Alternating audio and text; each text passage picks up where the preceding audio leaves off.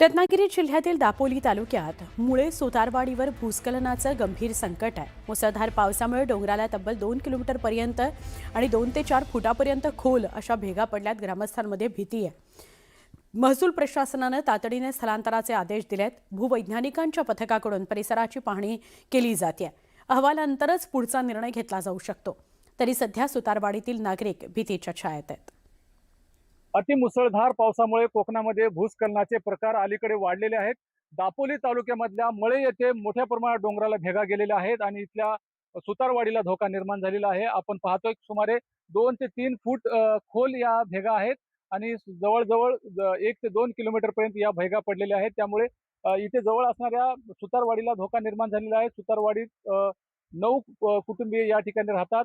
बाजूलाच त्यांच्या पाणी योजनेची विहीर आहे। या विहिरीला सुद्धा धोका निर्माण झालेला आहे। एका बाजूला डोंगर आहे तर दुसऱ्या बाजूला नदी आहे आणि या सगळ्या भूभागावरती मोठ्या प्रमाणामध्ये भेगा पडलेल्या आहेत। त्यामुळे कुठेतरी हा गंभीर प्रकार या ठिकाणी आपल्याला पाहायला मिळतोय।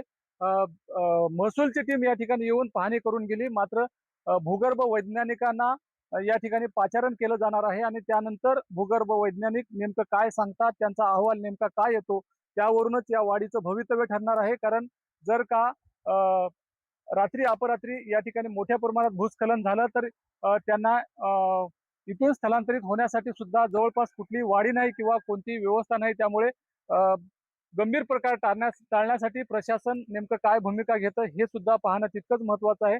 आजूबाजूच्या डोंगरामध्ये मोठ्या प्रमाणामध्ये ठिकठिकाणी भेगा पडलेल्या आहेत।